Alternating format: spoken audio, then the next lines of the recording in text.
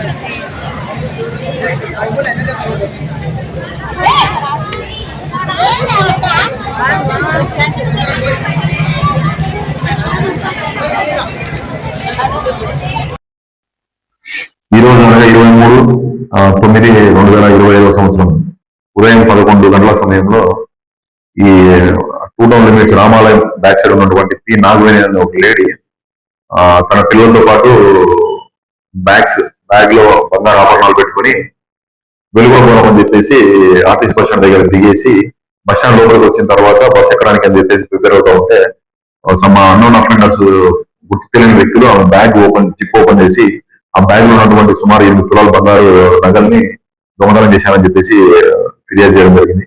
దాని మీద case register చేసి ఇన్వెస్టిగేషన్ చేస్తున్నాం. ఈ తర్వాత ఈ అందరికీ అప్పీల్ ఏమంటే పోలీస్ తరఫున ఈ బస్ స్టాండ్ లో బస్సు ప్రయాణం చేసే ప్రయాణికులందరికీ విజ్ఞప్తి ఏమంటే ఈ గోల్డ్ ఆభరణాలు ఏమైనా సరే బ్యాగ్ లో పెట్టుకొని ట్రావెల్ చేయాలనుకున్న వాళ్ళు కొంచెం వాటి మీద జాగ్రత్త వహించాలని చెప్పేసి పోలీసు శాఖ తరఫున తెలియజేస్తున్నాం. సీసీ కెమెరాలు ఉన్నాయి, వాటిని ఫుటేజ్ అంతా మేము చెక్ చేస్తున్నాం. తర్వాత ఓల్డ్ అఫెండర్స్ బ్యాగ్ లిఫ్టింగ్ సంబంధించిన గ్యాంగ్స్ కూడా ఉన్నాయి మా దగ్గర డీటెయిల్స్, అవన్నీ కూడా మేము వెరిఫై చేస్తున్నాము. తొందరలోనే కేసు ట్రేస్ చేస్తాం. 8 తులాస్ గోల్డ్, 8 తులాల బంగారు ఆభరణాలు. వివిడి న్యూస్ టీవీని తక్షణమే సబ్స్క్రైబ్ చేసుకోండి. నోటిఫికేషన్ కోసం బెల్ ఐకాన్ క్లిక్ చేయండి.